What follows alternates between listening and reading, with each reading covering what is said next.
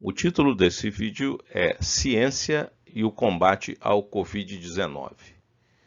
A motivação para fazer esse vídeo foi que durante o ano de 2020 e 2021 ouvimos muito duas frases. A primeira, medicamentos sem comprovação científica. E a segunda, medicamentos sem eficácia comprovada. Constituições e pessoas querendo impor esse conceito para algumas coisas, mas não para outras. Se esse conceito fosse aplicado às vacinas no estágio de estudo que elas estavam no ano passado e no início desse ano, elas não poderiam ter sido aplicadas. O autor do vídeo teve então sérias dúvidas se os veículos de comunicação, as diversas pessoas e algumas entidades compreendem realmente o que é ciência e como a ciência progride. Lembrando de cientistas importantes, em torno do ano de 1600, que sofreram imposições e condenações da Inquisição da Igreja Católica.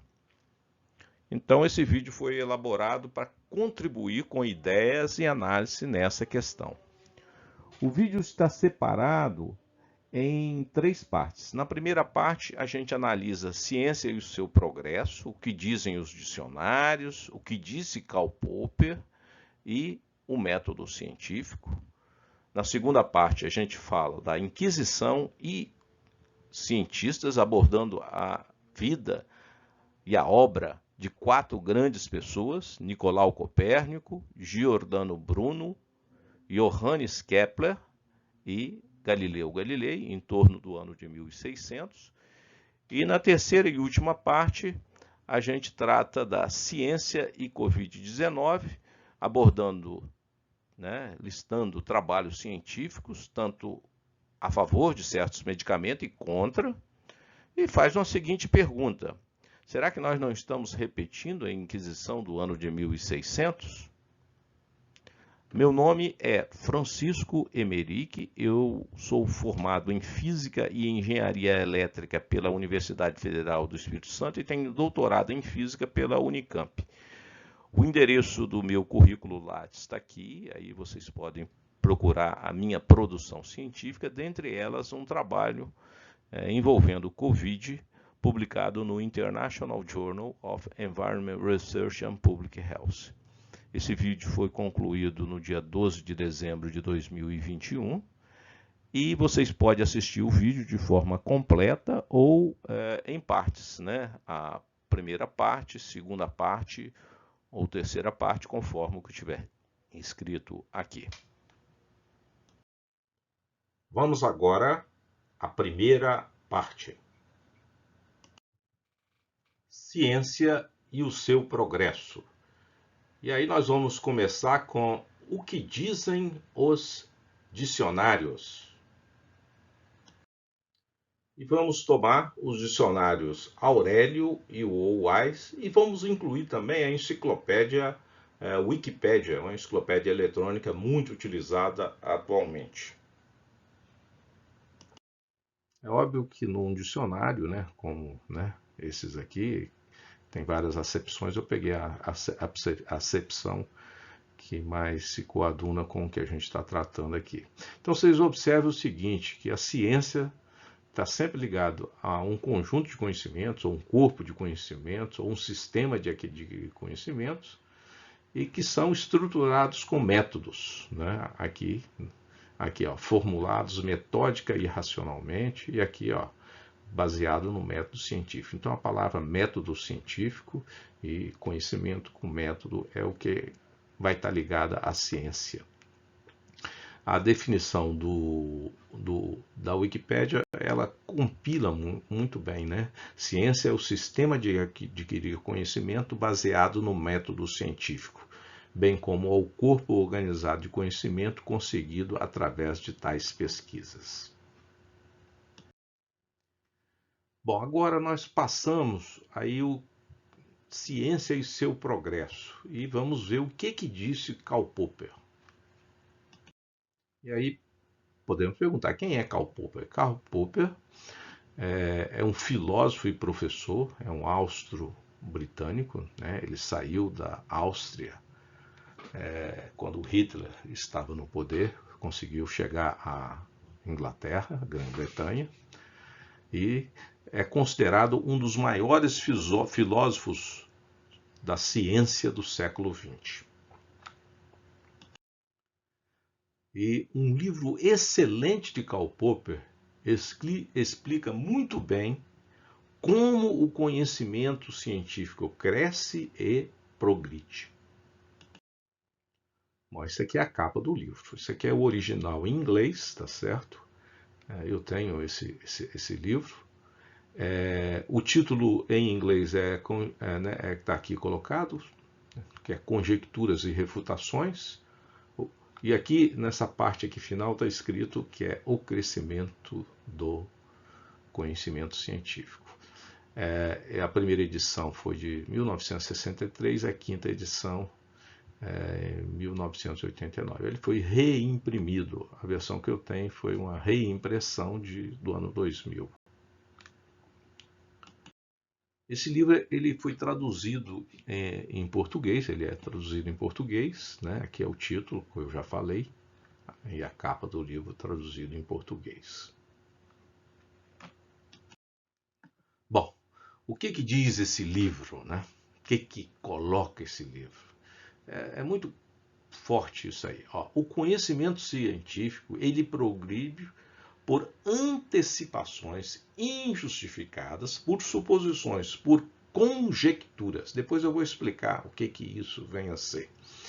As conjecturas nunca podem ser justificadas a priori. Elas não são certamente verdadeiras, nem mesmo são prováveis assim, em termos de probabilidade. Nós vamos dar um exemplo da mecânica clássica desenvolvida por Newton. Essas conjecturas são controladas, aí é que vem a coisa importante, por críticas. Então a gente pode fazer críticas a essas conjecturas. Isto é, por tentativas de refutações. A gente sempre pode fazer uma refutação a uma conjectura. E aí as conjecturas elas sofrem testes severamente críticos. É isso que vem a ser ciência, nós vamos falar. E aí você pode pensar, a crítica não é boa, a crítica é ótima. A crítica, ou seja, a refutação às conjecturas é de importância decisiva. Ela pode revelar os nossos erros, ela pode mostrar as dificuldades do problema e, conhecendo o problema, nós podemos procurar soluções mais maduras. Aí, a refutação de uma teoria é um passo à frente. A gente fica mais perto da verdade. E assim podemos aprender com nossos erros. A ciência mostra isso. E como que a gente faz a ciência? Como que a gente produz a ciência? Né? A ciência é desenvolvida através do que a gente chama de método científico. O que vem a ser esse método científico? Aqui nós vamos colocar o que seria o método científico. Se eu tivesse que definir, eu poderia dizer que é um método empírico de aquisição de conhecimento que é usado no desenvolvimento da ciência moderna. A pessoa que usou pela primeira vez, assim, muito bem usada, né, e sistematizada, e por isso é considerado o pai da ciência moderna, foi o Galileu Galilei. Né? E aqui tem várias coisas que estão envolvidas no método. Em vez da gente ficar lendo aqui, nós vamos colocar num diagrama, tá? Vamos colocar num diagrama. Um diagrama bem feito, assim, de como funciona o método científico, é esse que está mostrado aqui, só que está em inglês.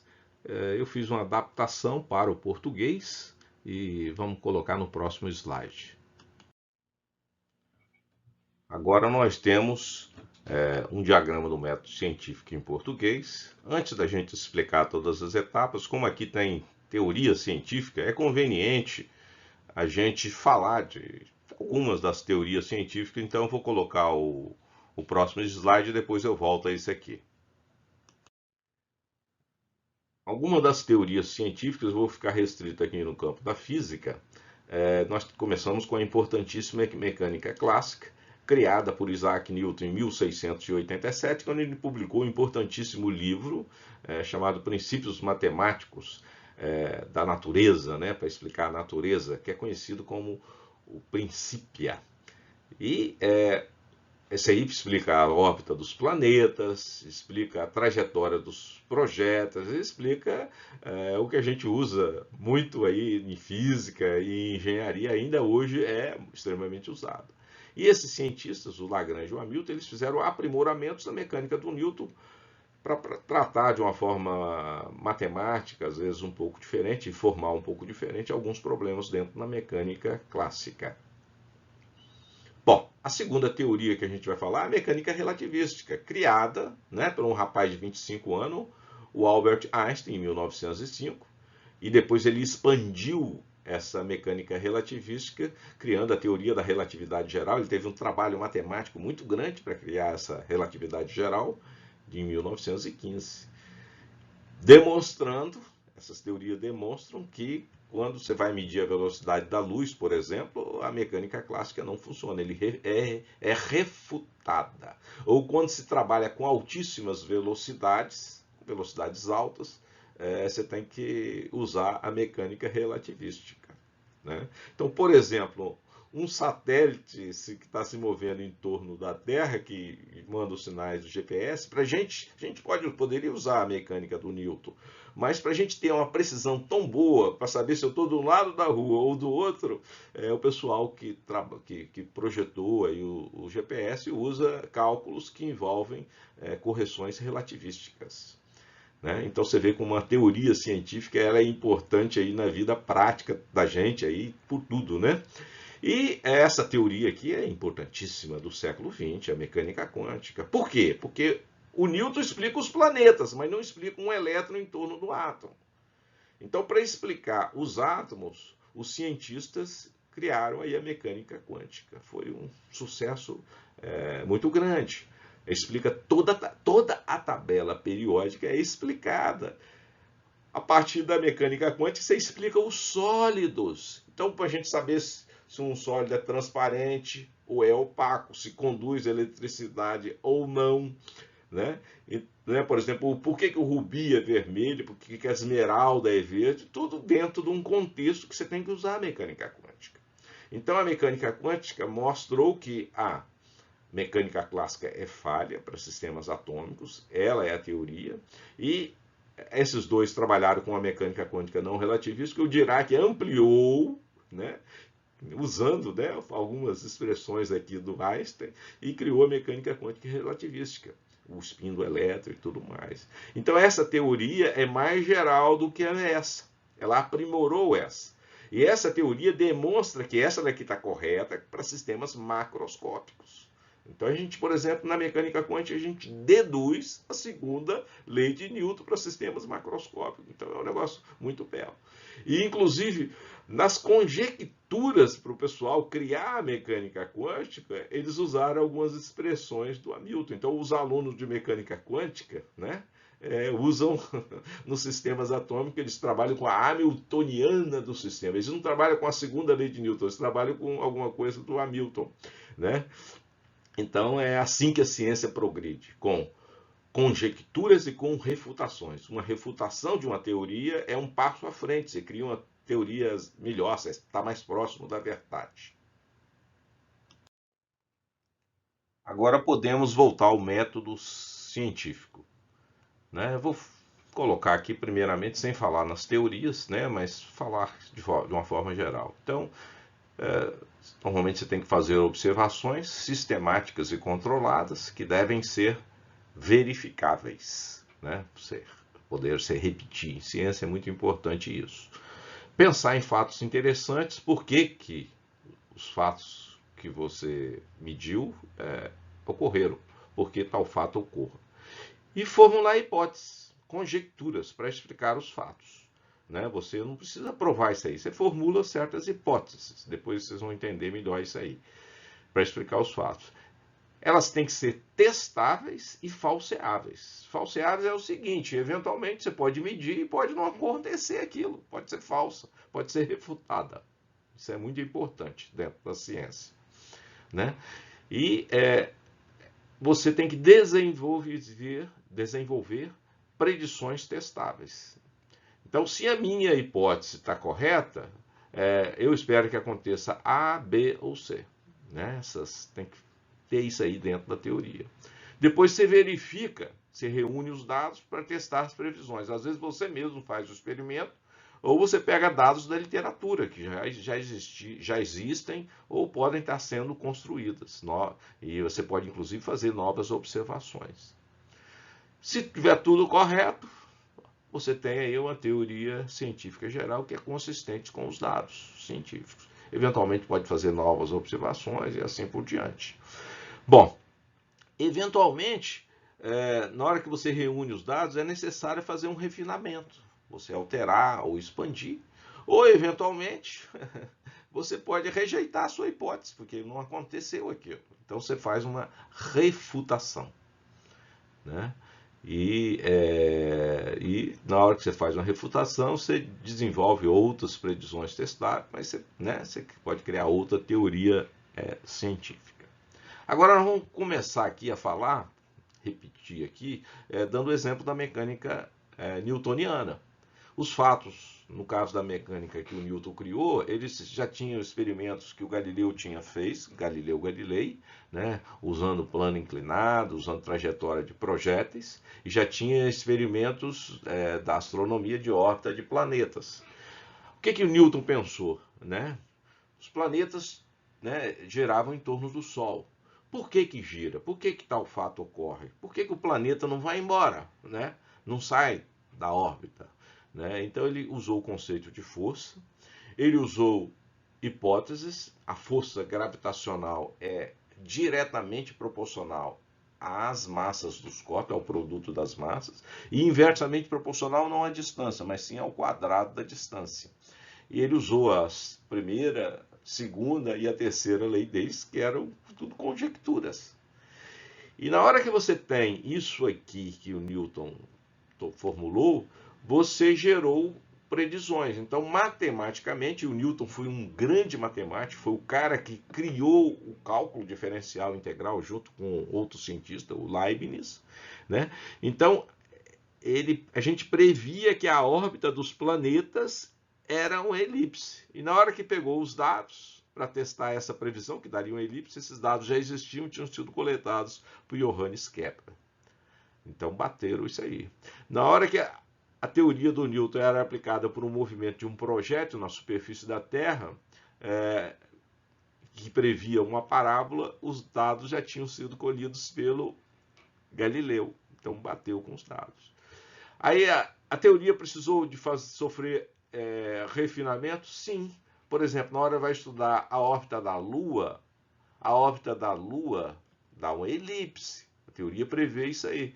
Mas se tivesse só a Lua e a Terra, e a órbita da Lua sofre a influência de outros planetas vizinhos, sofre a influência do Sol, então não dá exatamente. Então foi preciso fazer certos refinamentos, demorou um pouco até se chegar, né, à órbita correta que experimentalmente a gente verifica. Então precisou fazer uns refinamentos aí matemáticos para você conseguir explicar, porque um problema de 3 corpos é um problema muito difícil.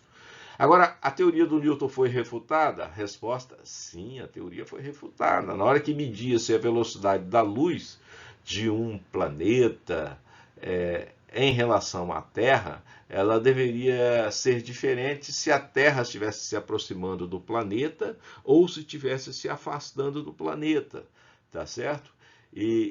Mas dava sempre a mesma coisa. Então, a teoria que explicou isso aí foi a teoria da relatividade restrita do Einstein. Então a teoria do Newton foi refutada nesse aspecto e também para medir altas velocidades. E outra teoria foi a teoria da relatividade restrita e depois também tem a teoria da relatividade geral.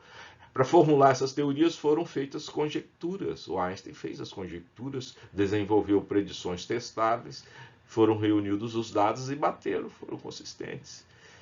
Para estudar os átomos, a teoria mecânica quântica foi refutada, a mecânica clássica foi refutada. Então, a teoria que funcionou para explicar os átomos foi a mecânica quântica. Então, foram formuladas hipóteses, desenvolvidas predições testáveis, as propriedades dos átomos foi reunido e ela foi consistente com os dados científicos. Então, as teorias científicas, elas envolvem conjecturas, envolvem refutações e envolvem testes severos. Então, a ciência, é assim que a ciência progride. Assim que as ciências progridem, com conjecturas e com refutações. Finalizamos essa parte do vídeo, enfatizando certas coisas, né? Então, o processo de progresso da ciência. É importante ressaltar que refutações a conjecturas fazem parte do processo de progresso da ciência. Cientistas fazem uma conjectura e outros cientistas podem fazer refutações e apresentar outras conjecturas que podem ou não ser refutadas. Isso faz parte do modo como a ciência avança, conjecturas e refutações. Não se deve interromper esse processo de progresso. Na hora que você faz um trabalho, você fala, não, já acabou tudo isso aqui, não tem mais nada. Isso aí foi o que a Inquisição Católica fez em 1600. Ela não permitiu que a ciência avançasse. O que valia era apenas a posição da Igreja Católica. Isso aí foi um erro enorme, que a gente vai ver no final da outra parte, que em 1992 e no ano 2000, a Igreja reconheceu erros contra Galileu e outros. Vamos agora à segunda parte.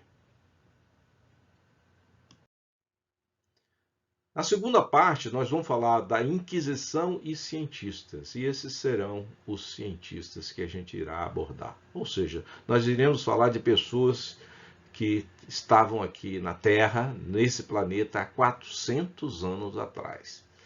Várias dessas pessoas serão faladas daqui a 5.000 anos, 10.000 anos, e para toda a eternidade, porque foram pessoas que conseguiram coisas maravilhosas. Primeira coisa, nós vamos falar, não é muito prazeroso, mas aconteceu, a Inquisição. Primeiramente, iremos falar da Inquisição Católica, entre os séculos XII ao XVII.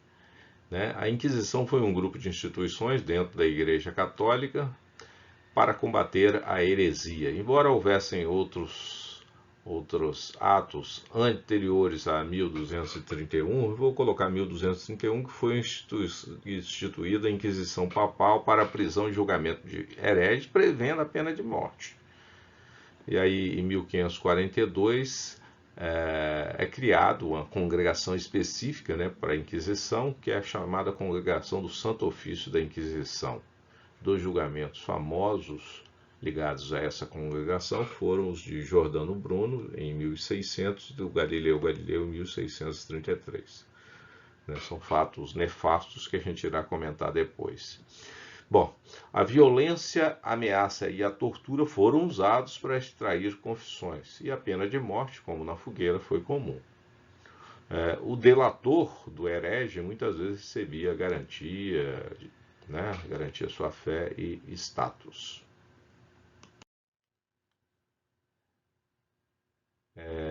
Em países de maioria católica, houve perseguições contra judeus, muçulmanos, protestantes e outros, por essas questões de fé e contra supostos praticantes de bruxaria.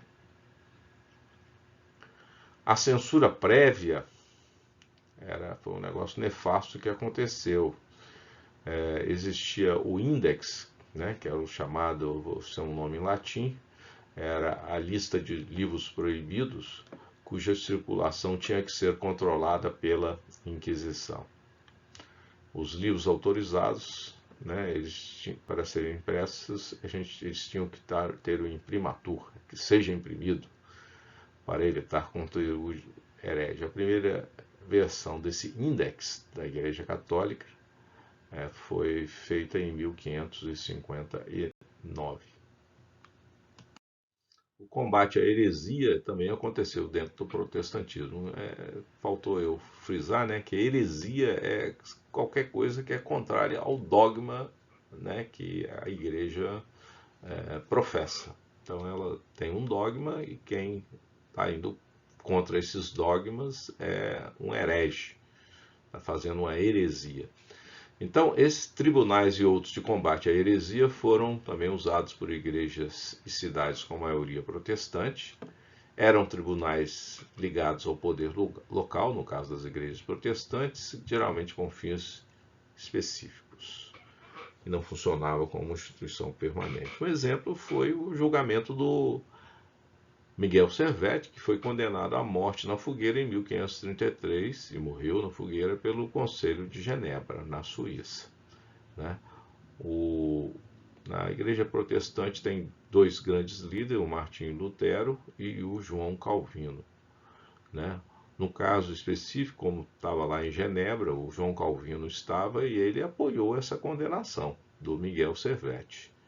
Falou só que não deveria ser na fogueira.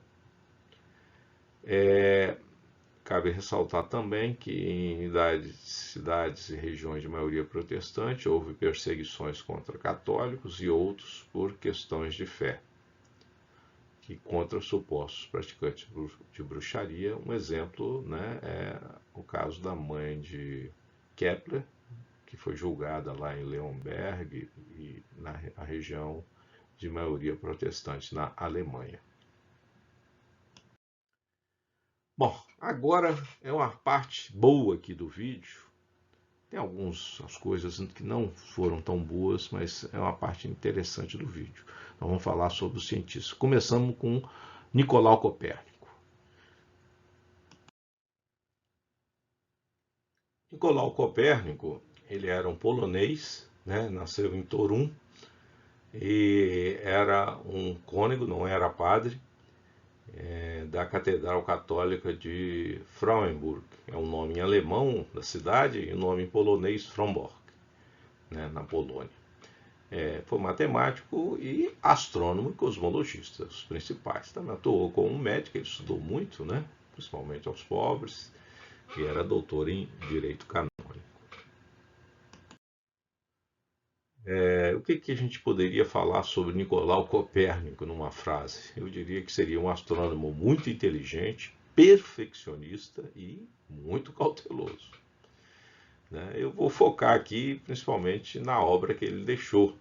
Então, ligado a essa obra, eu posso dizer o seguinte: em 1513 ele construiu uma torre de observação para verificar, né, observar o Sol, Lua, planetas e estrelas na sua casa em Freiburg. Você vê que tinha 40 anos. E aí ele trabalhou bastante. Primeiro ele fez um manuscrito, depois aprimorou o manuscrito. E em 1930 ele já tinha finalizado um livro sobre os movimentos da Terra e as órbitas dos planetas. Né? Isso aí é o que o Copérnico propôs, aí é o que a gente aprendeu na escola, né? A Terra é um planeta que tem dois movimentos, tem um movimento de rotação em torno de um eixo que passa pelos seus polos, com um período de 24 horas, tem um movimento de translação em torno do Sol, com uma órbita circular de 365 dias, o eixo de rotação é de 23 graus e meio em relação ao plano da órbita, isso explica a mudança de estações, e principalmente o Sol e não a Terra é o centro do mundo. Todos os planetas, né, porque ele considera a Terra um planeta, né, todos os planetas giram em torno do Sol. Apenas a Lua, que é um satélite da Terra, vai girar em torno da Terra. Então, basicamente, ele tinha chegado com as suas observações, com os dados que ele tinha, a esse conceito. Bom, e ele não publicava isso aí, mas circulava muita coisa. Ele conversava com muita gente inteligente. Em 1533 tinha um papa que gostava muito de ciência, que era o Papa Clemente VII. O convidou para ele no Vaticano. Ele vai no Vaticano, ele explica ao Papa. Pois esse Papa faleceu em 1534.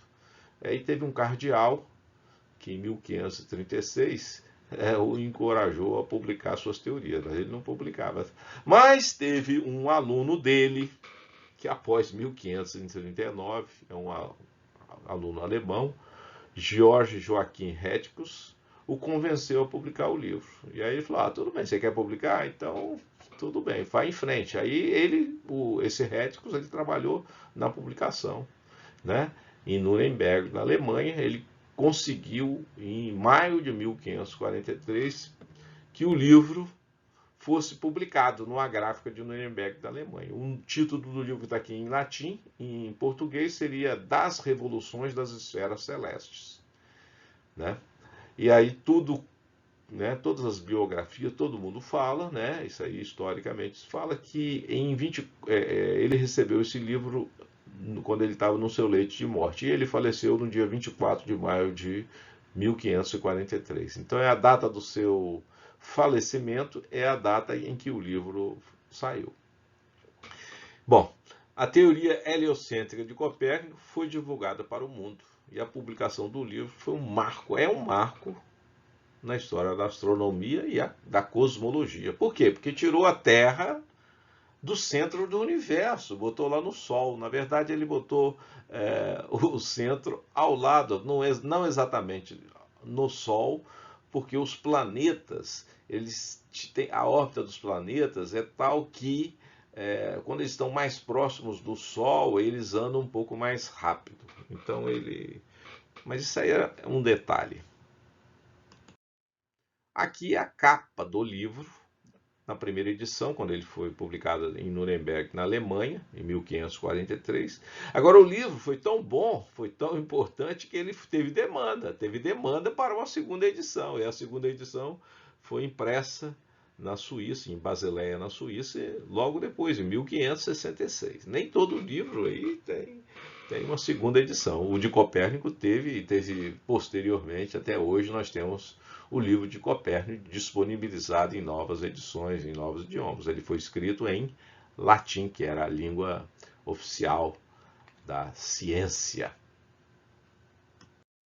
Aqui no livro, esse aqui escrito em latim, está o desenho no livro, como é o sistema de Copérnico. Aqui eu vou botar num foco maior. Então você tem o Sol, Mercúrio, Vênus, a Terra, com a Lua girando em torno da Terra, Marte, Júpiter, Saturno e as estrelas fixas. Ele falava das esferas das estrelas fixas, né? Cada planeta gerava sua esfera. Muito bem, aqui é simplesmente uma ampliação.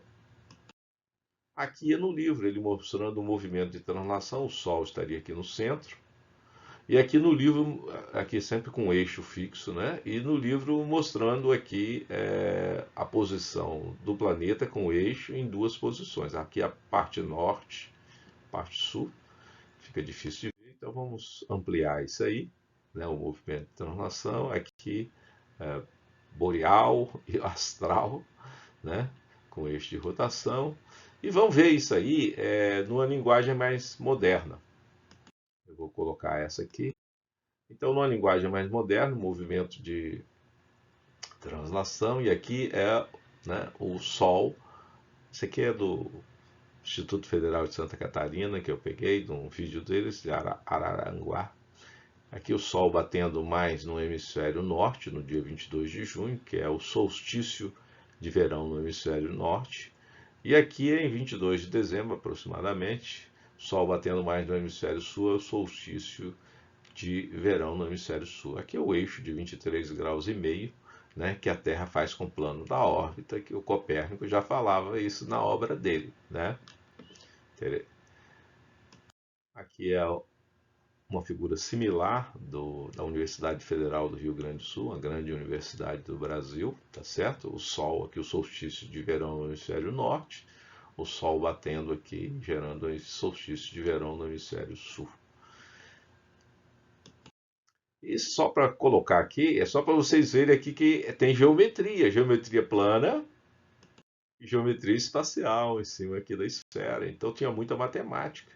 Tinha tabelas, aqui é a tabela com os planetas que vão além da Terra, Marte, Júpiter e Saturno. Aqui é um ângulo que vai até 180 graus.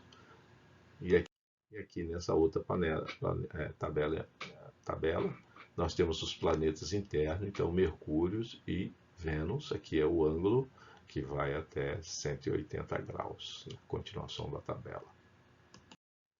Aqui dentro do livro você tem lá como é o sistema anterior a Copérnico, o sistema de Ptolomeu. Eu botei aqui, marquei, essa aqui foi eu que coloquei, trajetória do planeta, e aqui é essa figura aqui, essas palavras foi eu, e epiciclo, aqui círculo, e eu coloquei aqui que a Terra estava imóvel nesse sistema de Ptolomeu. No sistema de Copérnico, o Sol é imóvel no centro, e os planetas giram aproximadamente em círculo. É o sistema de Copérnico de 1543.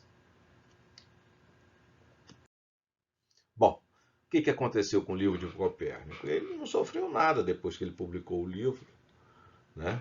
Embora o livro, falando que a Terra se movia, era de encontro à Bíblia, né? Se você for interpretar a Bíblia literalmente. Bom, então o que aconteceu? Em 1616, o livro de Copérnico foi proibido. Ele foi colocado no índex de livros proibidos da Igreja Católica. Porque estava sendo discutido muito isso aí, em vista do que o Galileu fez, nós vamos falar depois.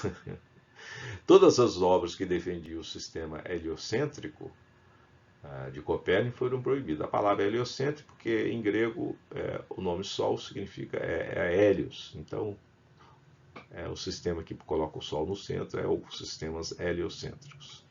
Elas foram também proibidas em 1616. E a maioria dos teólogos protestantes, inclusive Lutero, também julgavam que as ideias de Copérnico eram contra a Bíblia e contra o bom senso, quando o livro foi lançado. Tá? Bom, é interessante a gente falar sobre a geografia da vida de Copérnico, né? Onde Copérnico esteve, por onde ele andou. Então, tem um mapinha aqui, tem o nome das cidades aqui. Por exemplo, aqui está o nome em polonês, Frauenberg, se a gente coloca em alemão, e assim por diante, né? Então, Copérnico ele esteve restrito principalmente à Polônia e à Itália. Ele nasceu nessa cidade polonesa de Toruń. Ele foi estudar em Cracóvia. Depois ele foi para Bolonha, foi para Roma, depois Ferrara e Pádua. Ele teve uma formação muito grande, estudou em vários locais, formação em medicina, em direito canônico, depois que ele voltou para Frauenberg. E ficou aqui até publicar o seu livro. Mas nesse ínterim, só para você ver, né, o Papa chamou ele em 1533, ele voltou aqui a Roma. Se eu for computar essas idas aqui e vindas só uma vez, dá aí os 4.265 quilômetros. Hoje em dia seria 44 horas de carro, mas é lógico que na época os percursos eram muito mais demorados, não eram autoestradas e tudo mais.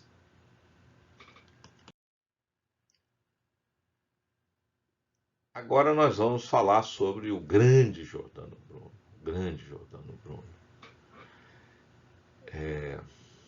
De 1548 a 1600.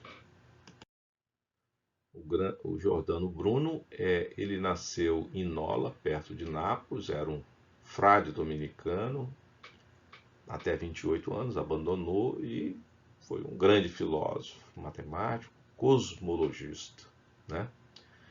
Ele não gosta de ser chamado de teólogo, ele estudou teologia, mas ele era um cosmologista e um filósofo. principalmente, que era também, né, um mnemônico. Giordano Bruno, o que eu poderia dizer? Era uma pessoa ousado, muito pensador ousado, muito inteligente e muito à frente do seu tempo.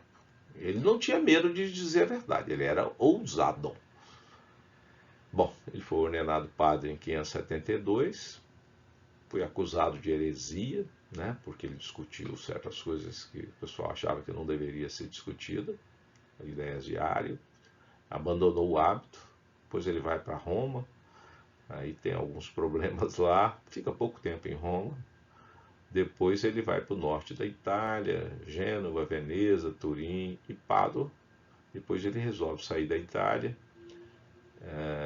esteve na Suíça, França, Inglaterra e Alemanha, interagindo com intelectuais, religiosos, muitos deles protestantes, nobres e monarcas. Ele deixou extensa e importante obra filosófica, cosmológica e literária. Agora, em relação à cosmologia, o Giordano Bruno rejeitou a astronomia geocêntrica, né? Que a Terra seria o centro do universo. E ele aceitou a teoria de Copérnico, mas foi além da teoria heliocêntrica defendida pelo Copérnico, né? Centrada no Sol. Ele defendeu teorias de um universo infinito e falou da multiplicidade do mundo. As estrelas que a gente vê no céu, ele falou que poderiam ser sóis distantes, com planetas girando em torno e com vida. Hoje em dia a gente tem, já há vários anos, aí uma sonda espacial, o nome dela é sonda Kepler, que já verificou, descobriu diversos planetas, mais de uma centena de planetas orbitando estrelas. Já descobriu isso aí. Então você vê que Giordano Bruno estava à frente do seu tempo. Em relação à Bíblia, ele sustentou que ela deveria ser seguida pelo ensino moral, mas não por suas implicações astronômicas. Você vai ver que uma fala do Papa João Paulo II sobre o Galileu, ele fala exatamente isso. E Giordano Bruno cometeu um erro em relação à vida dele de retornar à Itália em 1592. Aí ele foi preso, ele foi para Veneza, foi preso pela Inquisição lá de Veneza, e a Inquisição lá de Roma, que era muito mais atroz, né, solicitou que ele fosse.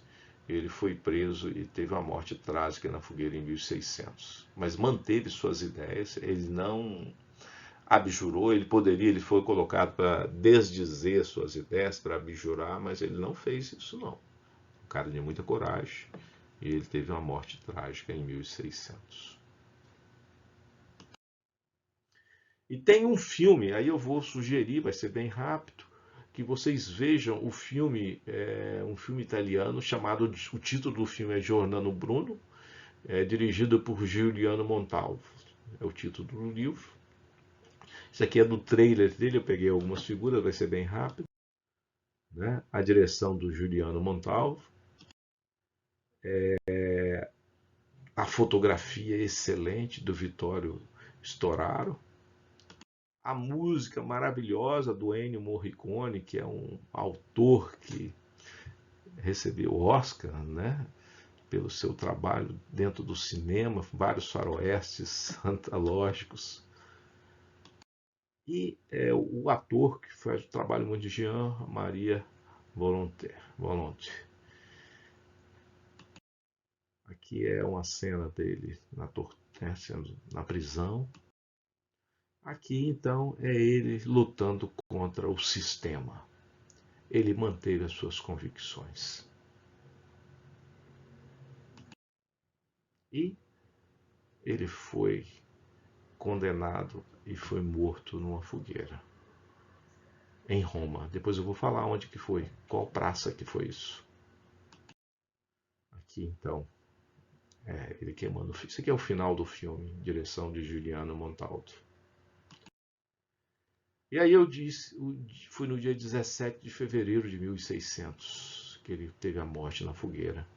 É um dia deplorável e vergonhoso da humanidade. Ele foi contra a liberdade de pensamento, de consciência e religião. Foi contra a liberdade de opinião e expressão. Isso aí estão na Declaração Universal dos Direitos Humanos, aprovado pelas Nações Unidas em 1948. E vão contra os ensinamentos de Jesus Cristo. Jesus Cristo não teria feito isso. E vai contra o progresso da ciência.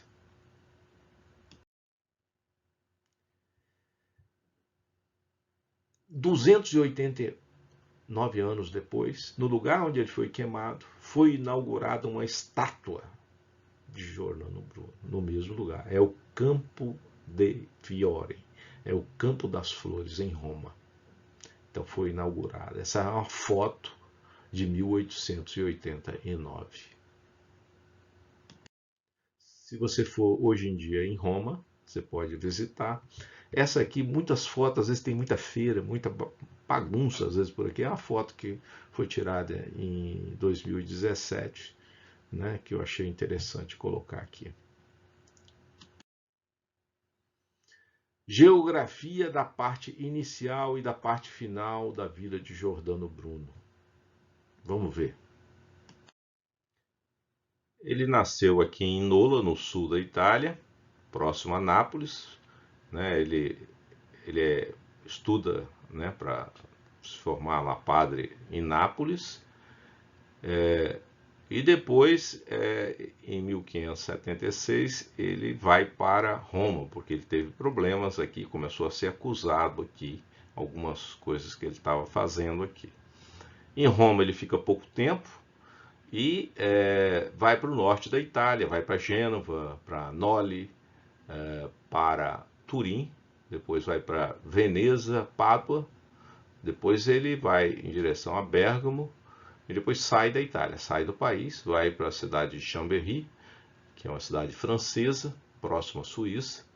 Depois vai para Lyon, não fica muito tempo, e acaba chegando em Genebra, na Suíça, né, onde tinha um grande núcleo do pessoal protestante, calvinistas.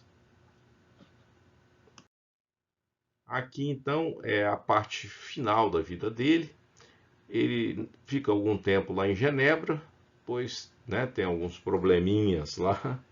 Ele vai para Toulouse e depois ele vai para Grande Paris. Em Paris foi, né, interagiu muito com monarcas, teve uma interação com muitos intelectuais, produziu muita coisa.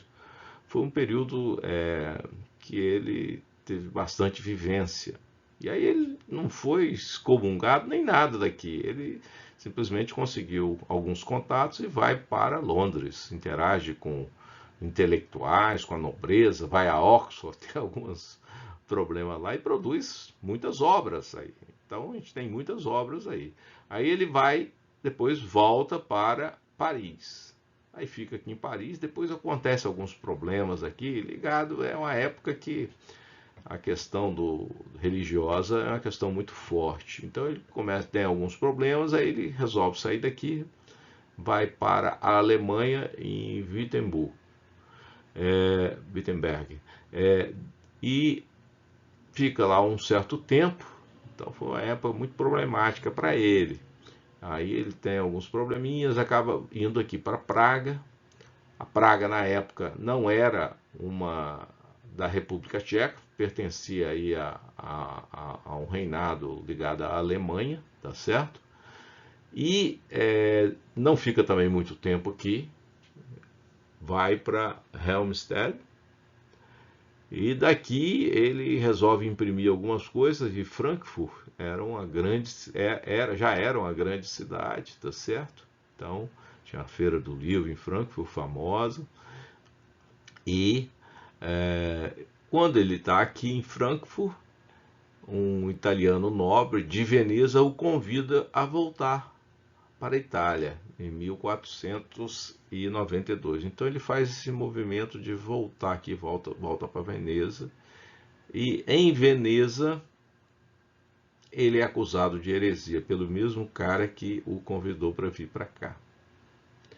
E aí tem um julgamento dele que se prolonga, e aí o pessoal de Roma o chama para fazer o julgamento aqui em Roma, na Inquisição. Ele vem aqui, ele falece em 1600. Agora um outro cientista, Johannes Kepler. Ele nasceu em 1571 e faleceu em 1630. Então, ele estava com 29 anos, né, 28, 29 anos, quando o Giordano Bruno foi morto, foi queimado. E ele vai falar sobre Giordano Bruno. Johannes Kepler era alemão, ele nasceu numa cidade pequena, próximo a Stuttgart, era um matemático, um astrônomo e um cosmologista. Tem que tomar, às vezes, cuidado com a foto. Recentemente descobriram na revista Physics Today desse ano, aí, de poucos meses atrás, eu vi lá que tem uma foto que às vezes aparece que não é do Kepler. É uma foto falsa. Essa daqui é correta, é um desenho baseado no retrato correto. Antes de começar a falar, eu gostaria de fazer uma sugestão de leitura, né? Que vocês pudessem comprar o excelente livro sobre a vida de Kepler, chamado A Harmonia do Mundo, do Marcelo Gleiser. Esse pessoa, Marcelo Gleiser, um autor, é um brasileiro que está nos Estados Unidos há muito tempo, excelente, fala muito bem, e esse livro é maravilhoso. Então é um excelente livro para vocês lerem e para presentear a amigos, pessoas que vocês gostam. Ele foi lançado em 2006 da Companhia das Letras. Bom, o que eu poderia dizer sobre o Johannes Kepler? É um cientista idealista, muito inteligente, era obstinado, né? Quando ele pegava um problema, ele trabalhava até resolver, e religioso. Eu vou fazer um resumo centrado aí no que a gente está querendo, né? E em 1600, né, ele foi obrigado a deixar a Áustria por perseguições religiosas aos protestantes. Ele era luterano. Eles queriam convertê-lo ao catolicismo. Aí então ele foi para Praga. E em Praga ele juntou-se ao grande astrônomo. Isso aí acabou sendo um negócio para ciência e maravilhoso. Tycho Brahe, que era um astrônomo que tinha dados astronômicos muito precisos, os mais precisos do mundo. E aí Kepler começou a estudar a órbita de Marte, que ele pensava resolver logo, né, que só foi resolver em 1605. Mas já em 1602 ele descobriu o que a gente conhece hoje, que os estudantes estudam, né, vê aí, que é a segunda lei de Kepler. Então, no segundo grau, quando você vai estudar os sistemas planetários, você encontra a chamada lei das áreas, eu não vou detalhar aqui. Mas a primeira lei de Kepler, que é a mais conhecida, foi descoberta em 1605. Ele descobriu que a órbita do planeta Marte era elíptica, era uma elipse, não era um círculo, como o Copérnico pensava e várias pessoas pensavam, né? Era uma elipse com o Sol em um dos focos. Essa é a chamada primeira lei de Kepler, foi descoberta em 1605. E só em 1618, quando ele já não estava mais em Praga, ele estava em Linz, na Áustria, ele descobriu o que a gente conhece como a terceira lei de Kepler, né? Que é o quadrado do período de um planeta dividido pela distância ao Sol. A terceira potência é uma constante, vale para todos os planetas. Então aqui são as grandes descobertas do Kepler, que daqui a 5.000 anos, 100 mil anos, e para toda a eternidade, o ser humano que descobriu essas leis foi Johannes Kepler. Bom, e aí o que ele faz? Ele, em 1609, publica um livro, onde tem só a primeira e segunda lei. Em 619, apenas o livro que tem a primeira, segunda e terceira lei foi publicado, chamado Harmonias do Mundo. Aqui, nessa data, ele também publicou 7 volumes de um livro, que é um ótimo livro de textos, né, que é sobre a astronomia de Copérnico, né? Em 1627 ele publica as chamadas Tabelas Rudolfianas. Então, são livros que ele publica, e ele publicou outros livros também sobre ótica, etc. Foi um cara que fez um trabalho maravilhoso, Johannes Kepler.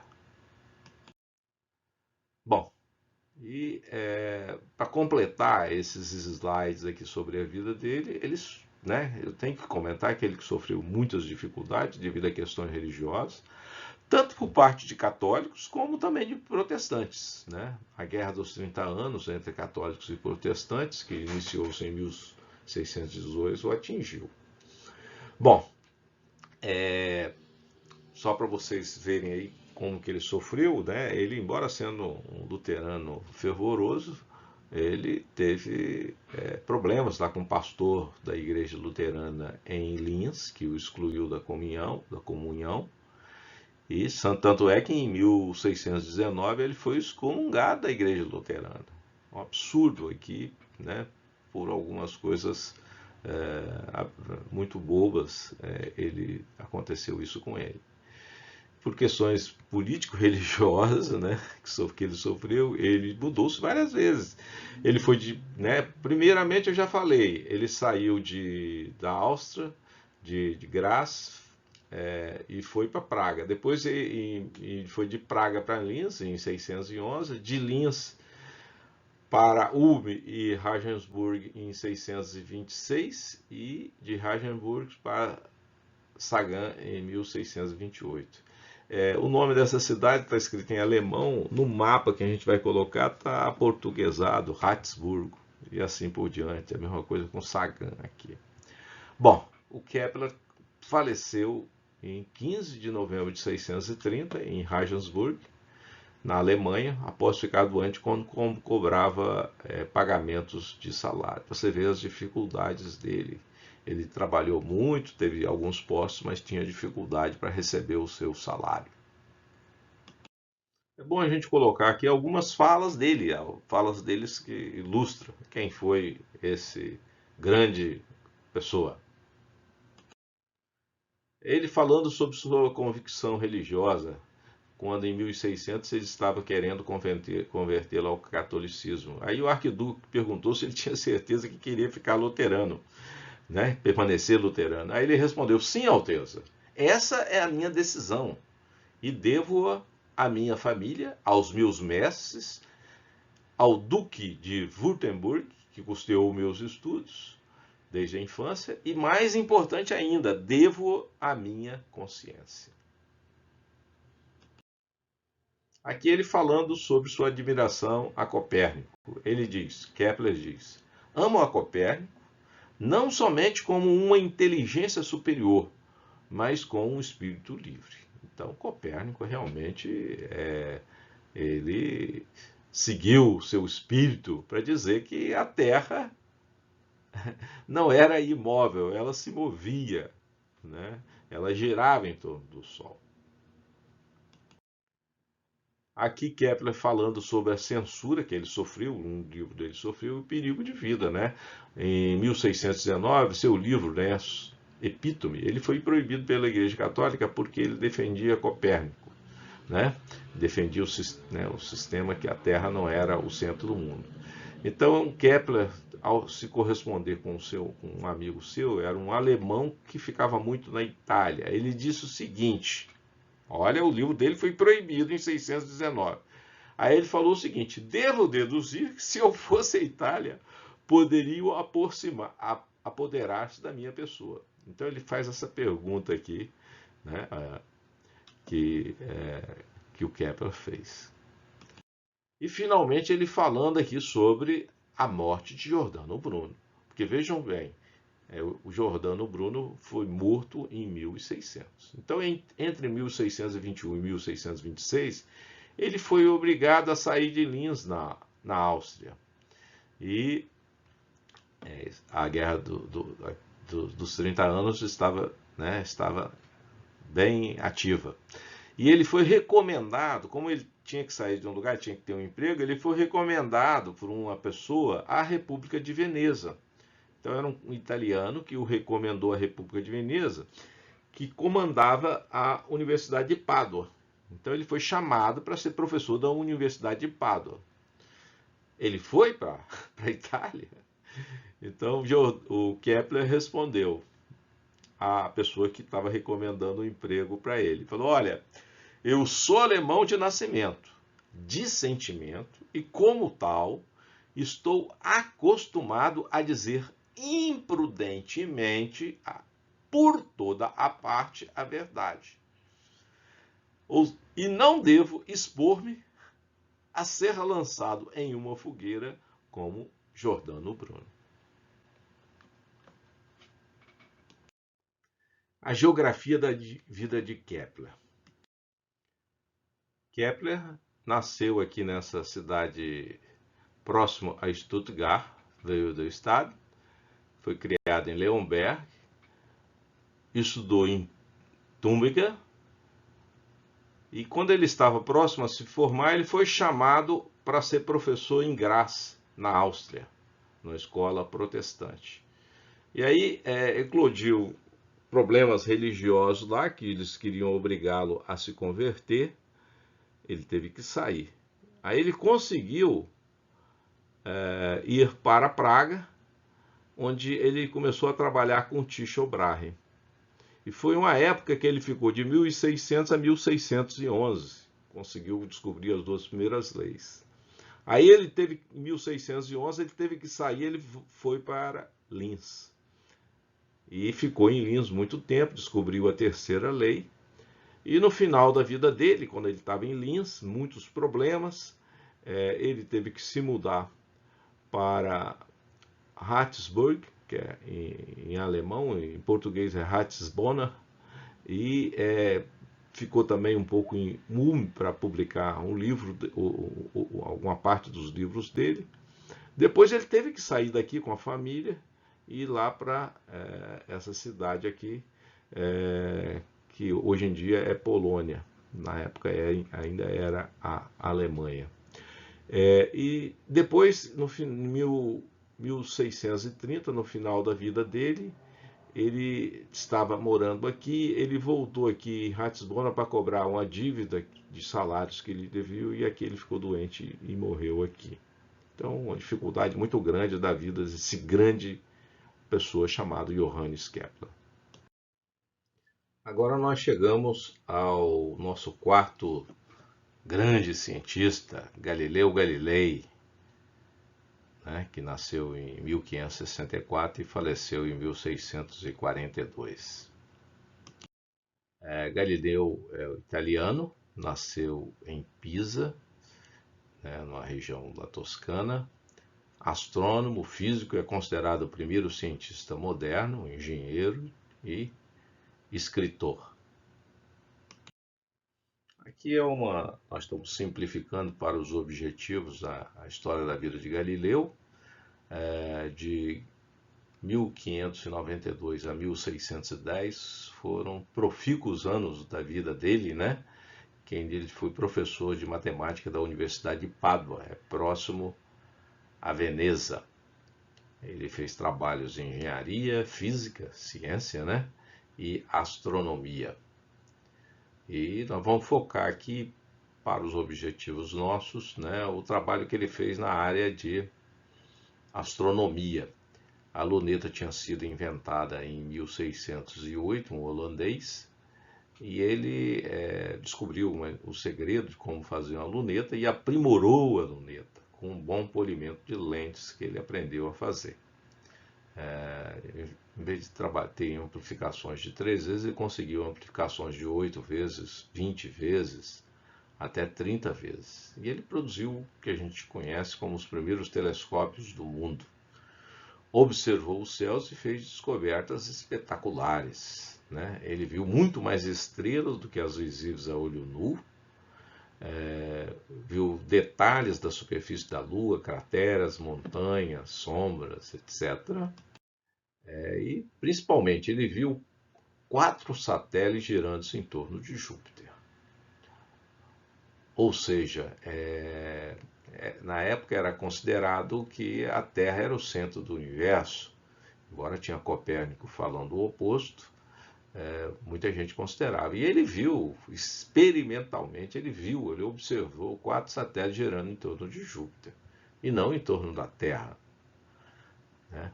Isso aí foi um negócio maravilhoso. Ele observou a forma oblonga de Saturno, mas não tinha precisão para saber que eram os anéis, a luneta dele, só algum tempo depois que foi descoberto.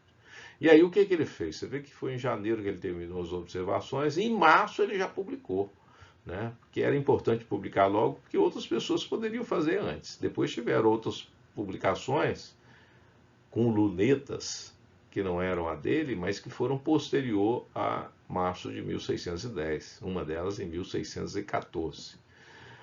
Bom, o livro que ele publicou foi chamado Siderus Nuncius, em latim, que é Mensageiro das Estrelas. Ele foi uma revolução mundial da astronomia, na astronomia, né?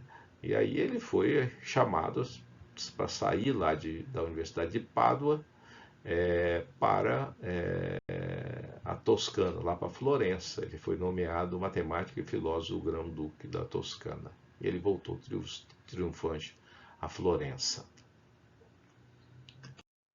Bom, aqui é então o grande livro Siderus Nuncius de Galileu, né? Mostrando aqui desenho dele mesmo, as faces da Lua, com as sombras, etc. Então, isso aqui foi uma coisa maravilhosa. Nessa página, a gente tem Galileu observando o céu e a constelação das Pleiades. Então ele vê o esplendor da constelação, com uma nitidez enorme. Muitas das estrelas observadas por Galileu não são vistas a olho nu. Então foram coisas novas para o pessoal. E aqui é o mais revolucionário do livro, que é Júpiter com seus satélites. De início ele pensou que eram 3 estrelas, mas depois ele percebeu que elas se modificavam, aqui já são 4, e então é claramente o planeta Júpiter com os satélites girando em torno dele, que são conhecidas, né, as luas de Júpiter, ou satélites, mais correto é falar satélites de Júpiter. Então foi Galileu que observou isso aí em vários dias, em janeiro de 1610. E está nesse livro aqui. Aqui só estão 2 porque elas ficam eclipsadas. Aqui nós temos simplesmente uma foto de um observatório recente com Júpiter e seus 4 satélites, suas 4 luas que Galileu observou aí há 400 anos atrás. Uma maravilha o que o Galileu fez aí. Aqui são simplesmente imagens novas de Júpiter, para mostrar o tamanho de Júpiter em relação aos seus satélites, né? Aqui é o nome aqui dos satélites. E aqui as órbitas dos satélites. Esses são chamados satélites galileanos ou luas galileanas, né? Então, um avanço enorme Galileu ter observado tais satélites. Bom, depois disso aí, ele tem uma intensa atividade científica, né? Na área de astronomia. Ele observa fases de Vênus, manchas solares, cometas e discute marés, defendendo sempre o sistema heliocêntrico de Copérnico. Só que em 1616 ele é orientado a não mais defender o sistema de Copérnico. A Igreja Católica tinha proibido o livro de Copérnico e Galileu é orientado para isso. Mas em 1624, o novo Papa, que tinha sido eleito, entrou um ano antes, conversou com Galileu, ele conhecia Galileu e permitiu que Galileu escrevesse um livro sobre o universo, mas para tratar a teoria de Copérnico apenas hipoteticamente. E aí Galileu faz todo um trabalho, trabalhou no livro, e em 1630 envia o livro para os censores, e o livro acabou sendo aprovado. Existem alguns problemas entre os censores de Roma e de Florença, né, que, num certo sentido, até favoreceu que o livro fosse aprovado. Bom,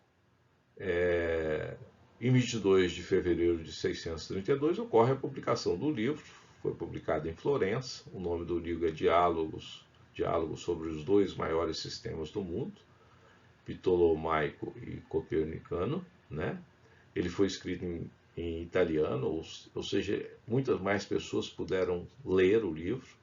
E ele usa nesses diálogos 3 personagens, Salviati, Sagredo e Simplício. Né? O Salviati representa o próprio Galileu, o Sagredo é o mediador e Simplício é um cara mais simples, meio simplório. O livro foi um grande sucesso, mas o Papa não gostou. Ele ficou ofendido, pois uma fala do ingênuo Simplício foi algo que que ele falou a Galileu. Ele conversou com Galileu, aí o Galileu usou isso aí. Bom, o que aconteceu? O livro foi proibido e recolhido entre março e julho de 632. E Galileu foi acusado de heresia. Depois ele foi intimado a comparecer a Roma no segundo semestre de 632. Ele, de início, ele falou, eu estou muito velho, etc. Mas o Papa falou, olha, você vai acorrentado. Então vamos ver o que aconteceu. Só para vocês verem, aqui é a capa do livro, tá certo? Que ele publicou, que gerou tanta confusão aí para ele. Galileu foi então para Roma e ele foi submetido a 4 interrogatórios. Ele chegou lá no dia 12 de fevereiro, o último interrogatório aconteceu no dia 21 de junho de 1633. A condenação dele foi no dia posterior ao último interrogatório, foi no dia 22 de junho de 633. E aí o que aconteceu na condenação? Ele foi obrigado a abjurar, amaldiçoar e detestar suas opiniões. Senão ele poderia ser condenado talvez até à morte, como o Giordano Bruno foi condenado. Bom, fala-se que ele pensou, disse ou escreveu no calabouço e pur se move, ou seja, que eu estou falando que a Terra não se move em torno do Sol, mas na verdade ela se move mesmo. Bom, ele foi condenado à prisão perpétua, né? E o livro Diálogo dele foi banido e a publicação de qualquer um dos seus trabalhos foi proibida, inclusive trabalhos futuros que ele pudesse produzir. No dia posterior à condenação, a prisão perpétua foi comutada em... O pessoal fala prisão domiciliar, eu chamo prisão perpétua domiciliar. E aí, o dia 22 de junho de 1633, que foi o dia da condenação de Galileu, é um dia deplorável e vergonhoso da humanidade, né? Igual a Giordano Bruno, é contra as liberdades individuais expressas aqui, contra os ensinamentos de Jesus Cristo e contra o progresso da ciência. Na prisão perpétua domiciliar, né, ele foi de Roma para Siena, na Toscana, ficou aí 6 meses, depois foi para próximo de Florença, em Arcete, tinha uma casa lá. Bom, ele foi recebido pelos amigos dele, sempre foi uma pessoa muito prestigiada, era o maior intelectual, né, da Itália e possivelmente do mundo, né?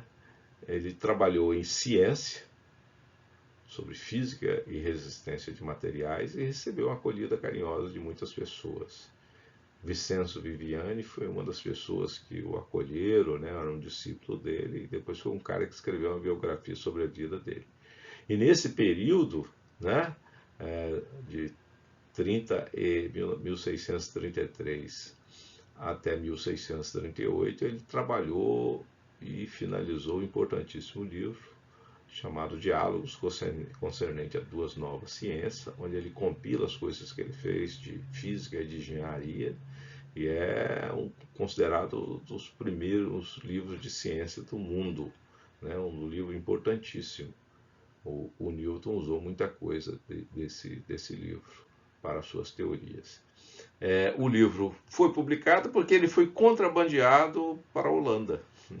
O Luiz Eusebi, que é o cara que criou a a editora Elsevier, que é uma das grandes editoras hoje, foi o cara que levou esse livro para a Holanda. Seria perigoso tentar publicar na Itália, porque a Inquisição, né, era muito forte na Itália. Bom, Galileu ficou cego em 638 e ele morreu em 6 de janeiro de 1642. A geografia da vida de Galileu Galilei, né, é uma geografia mais restrita do que os outros. Ele ficou na Itália, né? Então ele nasceu em Pisa, foi para Florença, né? Que a família dele é de Florença, mas ele nasceu em Pisa. Depois ele estudou em Florença, ele estudou em Pisa, na Universidade de Pisa, voltou, depois foi ser professor aqui, depois arrumou uma posição na Universidade de Pádua, até ele fazer aquelas observações astronômicas aqui. Você vê que Pádua é próximo a Veneza, e aí ele retornou a Florença. Então, só para vocês verem, Veneza na República do Vêneto, e aqui ele voltou para Toscana, próximo a Florença. Siena faz parte da Toscana. E a Roma faz parte da região de Lácio. Então, Galileu foi julgado aqui, ele voltou para Florença, foi julgado aqui, voltou para Siena, prisão domiciliar, 6 meses depois passou o resto da vida aqui em Florença, faleceu aqui em Florença. Bom, como que foi o final da Inquisição? Né? E houve o reconhecimento dos erros? Houve o reconhecimento dos erros. Final da Inquisição. Em 1758, a proibição geral contra obras que defendiam o heliocentrismo foi removida do índice de livros proibidos, e a oposição oficial ao heliocentrismo da Igreja cessou em 1835. Você veja que o Newton saiu, a teoria dele saiu em 1687. E apenas aí a oposição oficial em 1835. Em meados do século XIX, os tribunais da Inquisição cessaram. Em 1908 ocorreu uma mudança de nome. O Papa Pio X alterou o nome de Congregação do Santo Ofício da Inquisição para a Sacra Congregação do Santo Ofício. Em 1965, o Papa Paulo VI alterou, né, o nome para Congregação para a Doutrina da Fé. E o índice de livros proibidos, Index, só foi abolido pela Igreja Católica em 1966. Agora os reconhecimentos de erros, né, por parte da Igreja Católica nos tempos modernos. Em 31 de outubro de 1992, o Papa João Paulo II reconheceu que a Igreja errou ao condenar Galileu por afirmar que a Terra gira em torno do Sol. O Papa João Paulo II falou que os teólogos que condenaram Galileu não reconheceram a distinção formal entre o que está na Bíblia, né, e a sua interpretação, que é mais ou menos o que o Giordano Bruno já tinha falado há muito tempo. Bom, em 12 de março de 2000 também, João Paulo II, né, no grande jubileu de 2000, em nome de toda a Igreja Católica, ele pediu desculpa e perdão por atos da Igreja, né, e por pessoas dela que ensejavam 7 categorias de pecado. E aí está incluída a Inquisição, está incluída, eu acho, o Giordano Bruno. Vamos agora à terceira parte, que é a última parte do vídeo. Nessa parte estaremos vendo trabalhos científicos a favor e contra certos medicamentos, e estaremos fazendo uma indagação que tentaremos responder na conclusão de que será que não estamos repetindo a Inquisição do ano de 1600? Nós vamos fazer a introdução desse tema com duas frases muito ouvidas em 2020 e 2021 sobre medicamentos para Covid-19. A primeira é: medicamentos sem comprovação científica. A segunda é: medicamentos sem eficácia comprovada. Então, muitas pessoas, cientistas, veículos de comunicação e até algumas associações médicas. Convém ressaltar, que é digo de nota, que o Conselho Federal de Medicina, que oficialmente representa os médicos, ele não entrou com essas frases desse jeito aí. E para quantificar o que a gente falou, a gente entra no Google, coloca entre aspas medicamentos sem comprovação científica e adiciona aqui Covid, né, para ficar restrito a Covid. E a gente obtém primeiramente essas 10 chamadas. Nós vamos focar aqui na segunda chamada.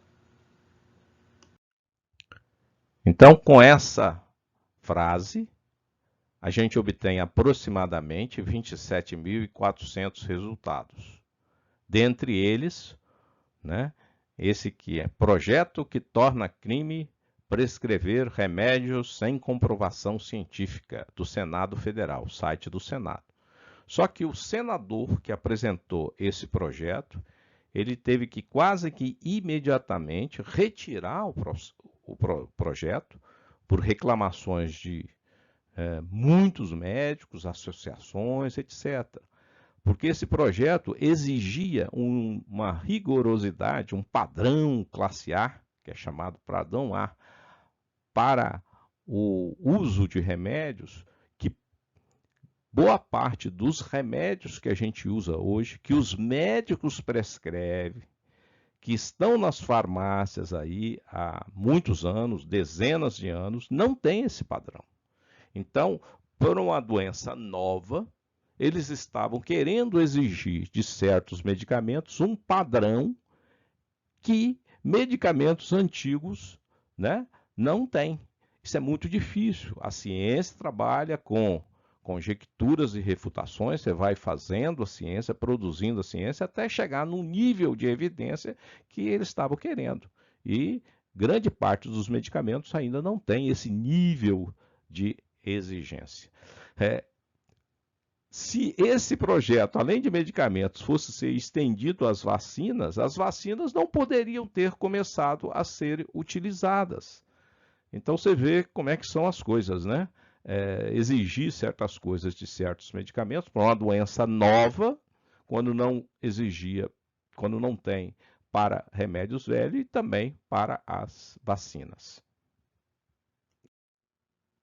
E agora, quando a gente coloca a segunda frase, medicamentos sem eficácia comprovada, como é mostrado na imagem ampliada aqui, a gente obtém 35.100 resultados. Dentre as chamadas, existem matérias falando sobre um certo medicamento que é usado desde a década de 80, que estaria provocando lesões no fígado e gerando transplante de fígado. Tais notícias, inclusive, não foram em frente, porque esse medicamento, usado há mais de 30 anos, já foram administrados no mundo todo mais de 3 bilhões e 700 milhões de doses e efeitos do jeito que alguns veículos estavam relatando aqui não se consubstanciaram no passado. Então, inclusive, essas notícias não foram em frente. Cabe ressaltar que, conforme muito bem preconiza o Conselho Federal de Medicina, os medicamentos têm que ser fornecidos com prescrição médica, com acompanhamento médico. Então, os medicamentos para Covid têm que ser sempre com acompanhamento médico.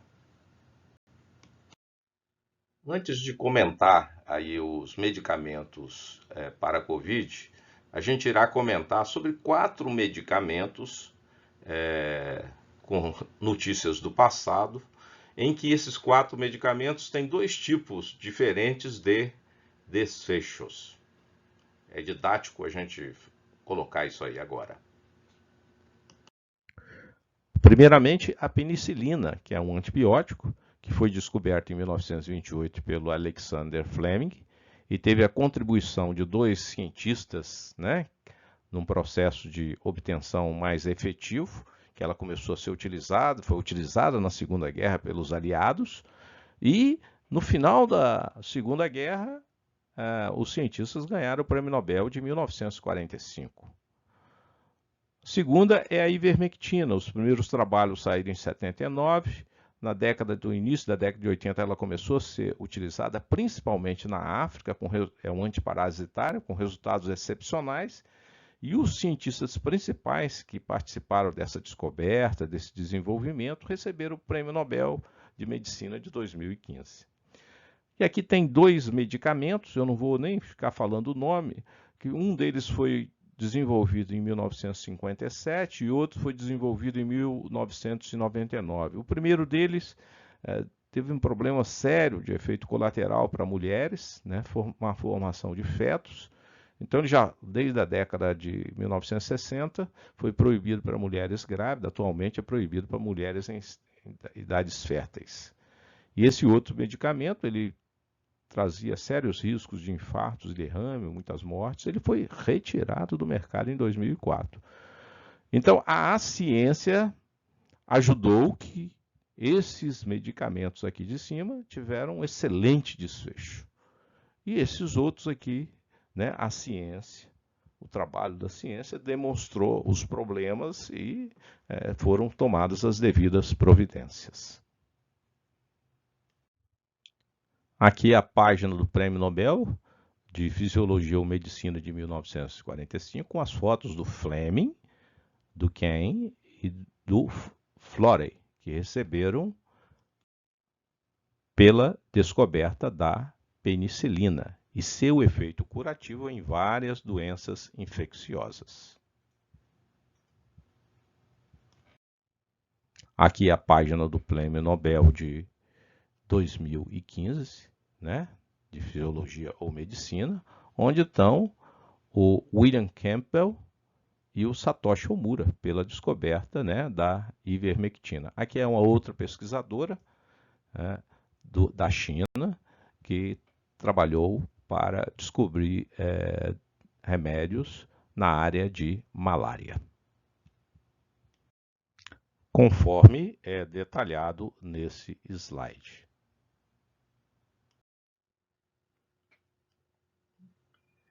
E agora nós vamos falar sobre medicamentos para combater o vírus SARS-CoV-2 e a doença Covid-19.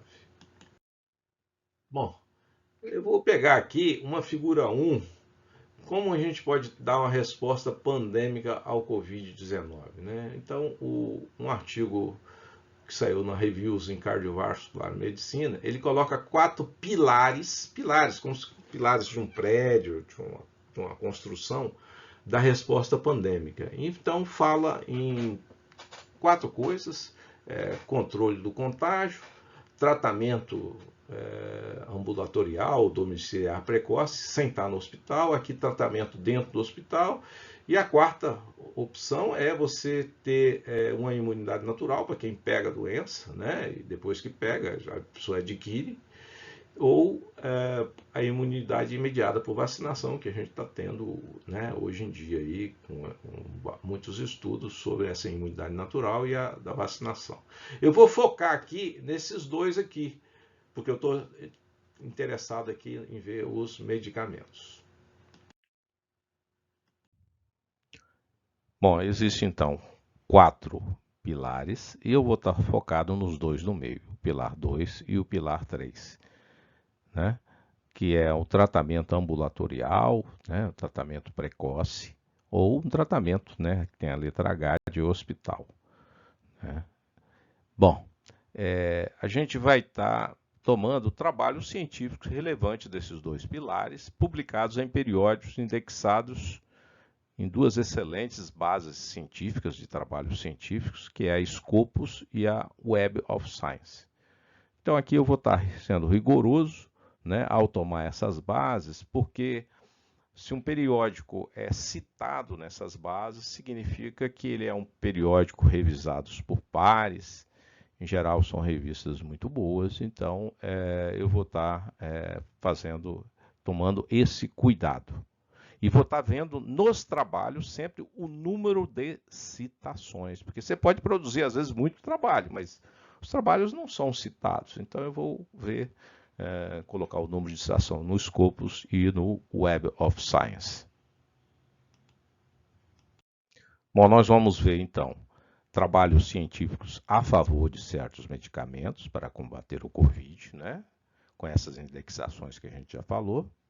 Trabalho científico com críticas a certos medicamentos, né? Também indexados. E também, às vezes, um trabalho que é relativamente neutro para um certo medicamento. Esse aqui eu vou pegar 10 trabalhos, esse aqui eu vou pegar 10 trabalhos, e esse aqui, como exemplo, eu vou pegar apenas um trabalho. Bom, então começamos então com os trabalhos científicos a favor de certos medicamentos. Bom, então aqui aqui tem 5, na próxima página vai ter mais 5. Então vocês podem reclamar que está pequeno aqui, mas o objetivo não é a gente estar discutindo esses trabalhos, não vamos discutir. Nós só vamos falar algumas coisas. Aqui é o nome da revista que eu coloquei em negrito. E na última linha, as últimas duas coisas, é o número de citações. Então, por exemplo, esse artigo aqui foi publicado no International Journal of Antimicrobial Agents e ele tem 517 citações no Scopus e 199 no Web of Science, né? Esse aqui tem 133 no Scopus e 106 no Web of Science e assim sucessivamente. Então aqui eu tenho 5 trabalhos científicos a favor. E na próxima página eu tenho mais 5, então dá em torno de 10 trabalhos a favor. Então, em geral, são pesquisadores, né, que têm bastante publicações, outros nem tanto, mas são trabalhos que são revisados por pares, né? Então, são 10 trabalhos aí que passaram pelo crivo de revisão de pares e estão passando pelo crivo de serem citados, de serem sofrerem refutações e tudo mais. Isso aí faz parte da ciência, faz parte da ciência.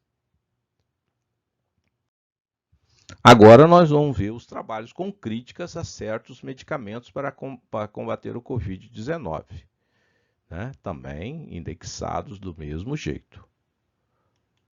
Então, são listados aqui nessa página 5 trabalhos, na próxima página também mais 5 para inteirar os 10. Então, essa daqui, por exemplo, é uma boa revista muito boa, New England Journal of Medicine, tem 402 citações no Scopus, 340 no Web of Science, aqui esse segundo também na mesma revista, 587 no Scopus, 698 no Web of Science e assim por diante, né?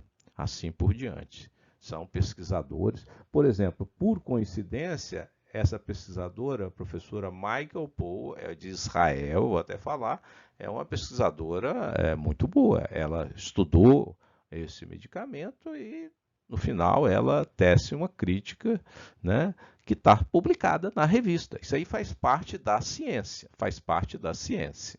Então, são trabalhos com crítica a certos medicamentos.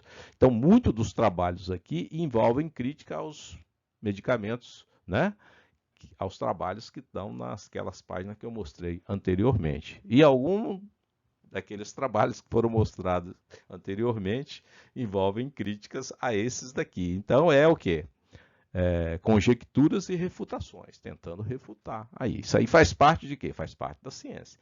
Então, aqui foram colocados 5 trabalhos, né, com críticas, e aqui para complementar os 5 trabalhos com crítica. Esse aqui é da Nature Communications de 2021, que tem 39 citações no escopo, 34 no Web of Science, né? A primeira autora Ashford, e assim por diante, né? Esses trabalhos aqui, então, são com críticas a certos medicamentos. Então, assim que a ciência vai andando. Esse trabalho aqui está certo aqui e o outro está errado? Vamos ver. A ciência está sendo desenvolvida. E agora um trabalho relativamente neutro para combater um certo medicamento em relação à Covid.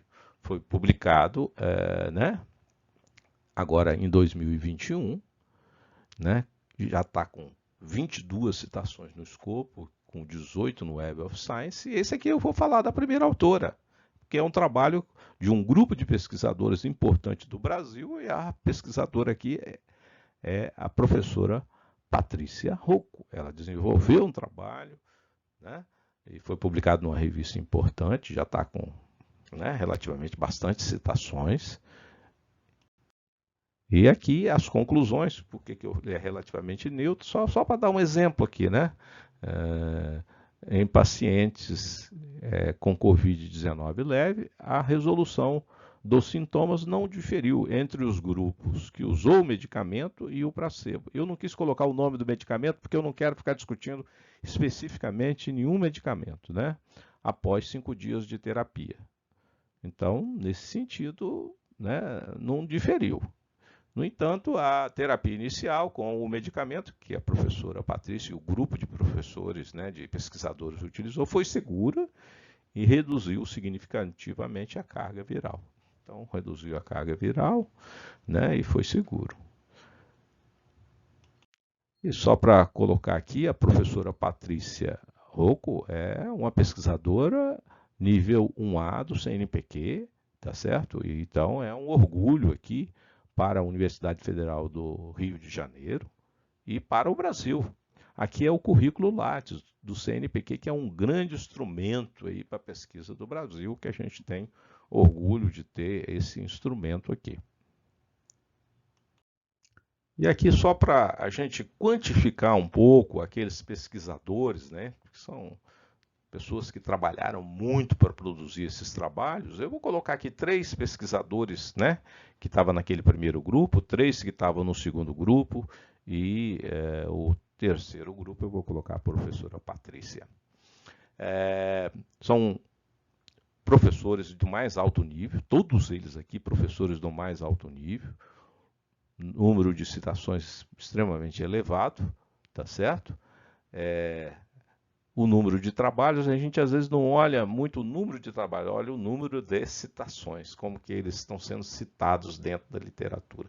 Aqui é o índice H, esse índice H, por exemplo, se eu tenho um índice H 95, significa que, por exemplo, dos 688 trabalhos desse pesquisador, professor Peter McCallum, 95 desses trabalhos têm 95 ou mais citações. Então, você também quantifica aí. Então, o que eu quero dizer é o seguinte: são pesquisadores que estão produzindo, às vezes colocam conjecturas e refutações, conjecturas e refutações. E assim a ciência está caminhando. Então, Covid é uma doença nova, nós ainda estamos no embate. Algumas das coisas a gente progrediu muito, mas ainda tem muito que progredir. Mas eu quero aqui especificamente falar de um embate científico. Tem esse trabalho aqui, que foi publicado logo no início do ano passado, em que esses pesquisadores aqui publicaram nesse Journal of Infection, um jornal internacional, tá certo? Em 2020.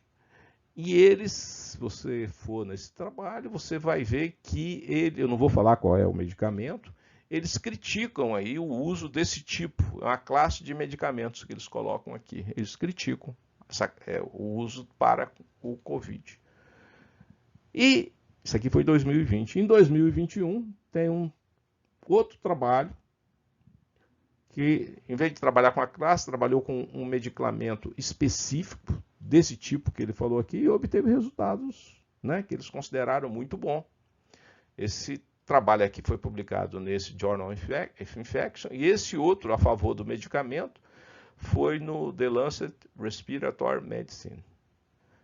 Então, se a verdade tivesse com esse aqui, ó, não deu certo, não dá certo, não tivesse permitido ele estudar o outro, eu não teria chegado a esse resultado.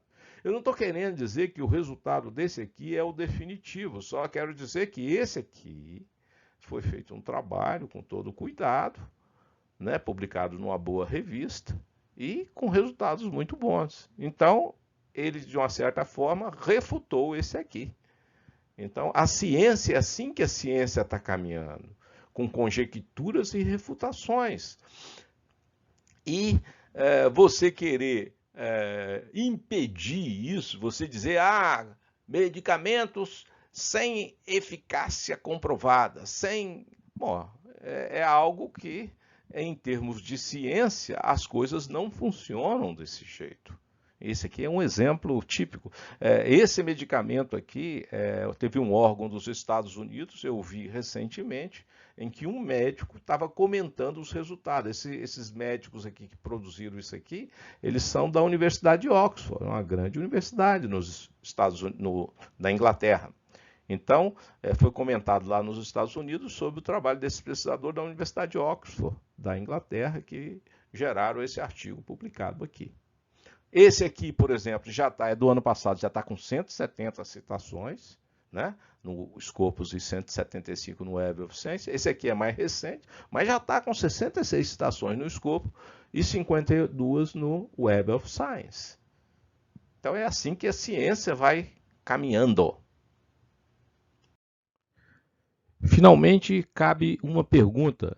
Será que com o Covid-19 o mais efetivo não seria se usar um conjunto de medicamentos, um coquetel de medicamentos, como no caso da AIDS, e não ficar restrito apenas a um só medicamento? Porque diversos dos trabalhos favoráveis a medicamentos para combater o Covid testam medicamentos em conjuntos, com resultados muito bons. E a maioria dos trabalhos que são contrários a medicamentos ficam usando apenas um medicamento. Eu conversei com um grande professor da área de medicina da Universidade Federal do Espírito Santo, logo no início da pandemia. Aí ele falou, olha, Emery, é muito difícil você, às vezes, testar um medicamento. Imagine se você bota medicamentos em conjunto, as variáveis, etc. Ou seja, existem dificuldades, mas no caso da AIDS, o que funcionou foi um coquetel, um conjunto de medicamentos. Imagine se o pessoal que dependia de se tratar pela AIDS esperasse testes randomizados, aí, com medicamentos em conjunto, etc, etc, etc.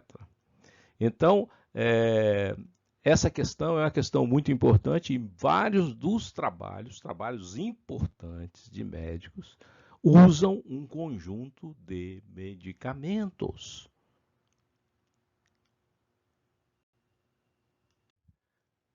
Em relação a esse ponto, cabe até comentar que um irmão meu, na década de 1990, contraiu AIDS. E aí eu tive a oportunidade de conversar com o professor Guilherme Dietz, da área de doenças infecciosas, o grande professor da Universidade Federal do Espírito Santo, que ele sabia de um medicamento que ia ser começado a testado em São Paulo, é um medicamento internacional que ia ser testado em São Paulo. Meu irmão foi para São Paulo, mas meu irmão acabou não entrando no protocolo do medicamento. Por quê? Porque o coquetel da AIDS começou a dar resultados. E aí meu irmão usou o coquetel, salvou a vida do meu irmão naquela ocasião. Infelizmente, isso aí não chegou a tempo de salvar a vida do nosso grande Cazuza aqui no Brasil, do nosso grande Fred Mercury, do ponto internacional. E aí, finalmente, as conclusões. A conclusão é rápida, né? São três parágrafozinhos curtos. Conclusões. Primeiramente, é um grande erro restringir o debate e dizer medicamentos sem comprovação científica ou medicamentos sem eficácia comprovada, quando existem trabalhos científicos com resultados bons e muito bons. Existem trabalhos científicos com resultados neutros ou ruins em certas circunstâncias para certos medicamentos? A resposta é sim, isso faz parte da ciência. E a ciência sobre medicamentos para a Covid-19 ainda está sendo desenvolvida e ela caminha com conjecturas e refutações. Se eu fosse querer aplicar esse conceito aqui para as vacinas talvez não fossem utilizadas no final do ano passado e no início desse ano. As vacinas ainda estão sendo desenvolvidas. Tem alguns problemas que o pessoal está trabalhando para resolver, para melhorar. Bom, então em relação a medicamentos, não se deve voltar aos anos da Inquisição, próximo a 1600, punindo quem pensa diferente, né? Muitos médicos, muitos cientistas foram criticados e, num certo sentido, dizendo não ao desenvolvimento da ciência. Não é assim que a ciência progride, né? E então é um pouco triste você ver certos veículos de imprensa, né? E outros tendo esse tipo de comportamento.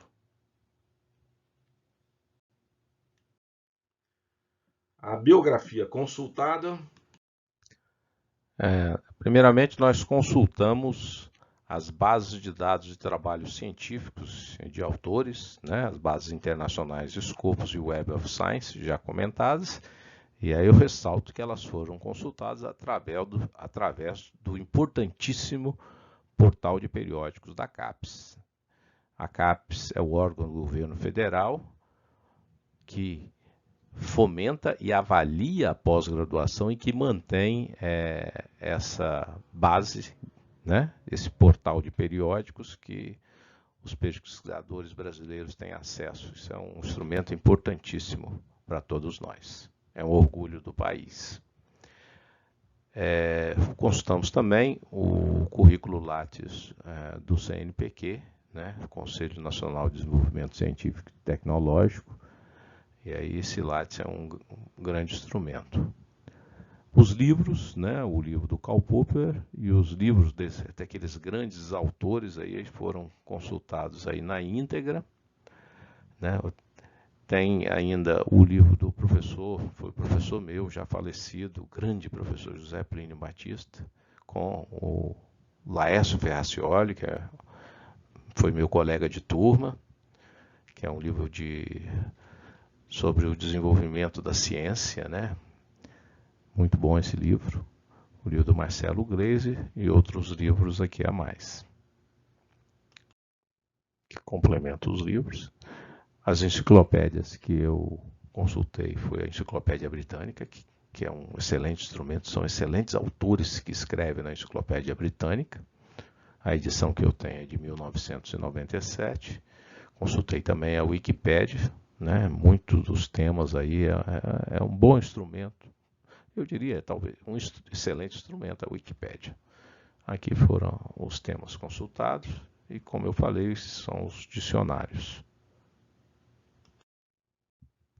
E aqui sites específicos, conforme está colocado aqui. Só um slide extra.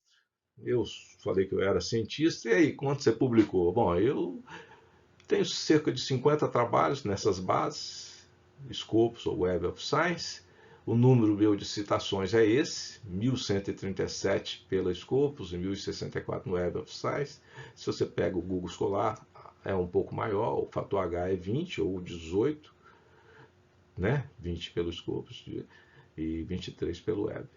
Se você quer ver um link, a minha carreira científica, a luta que eu tive, né, para trabalhar em Vitória e fazer crescer a pós-graduação, eu fui pró-reitor de pesquisa e pós-graduação durante 8 anos, ajudei a crescer a pós-graduação com a ajuda de muita gente, muitos cientistas ajudando na universidade, professores, alunos, funcionários, todo mundo. Basta você entrar no Google, botar laboratório LMC, que é laboratório de bateria, LPT e Emeric, que é o meu sobrenome, você vai ter lá vários itens lá e você vai ver que tem o link minha carreira. Tem também lá quem quiser fazer apresentações em PowerPoint, tem um arquivo em PDF que mostra como é discutido isso. É um vídeo que eu botei o PDF do vídeo. E aí o final, né? Muito obrigado pela atenção. Foi um pouco longo, mas falamos aí de pessoas muito importantes. E aí eu recomendo aí, principalmente para os mais jovens, para saber da vida aí desses cientistas, para saber como que a gente faz aí a ciência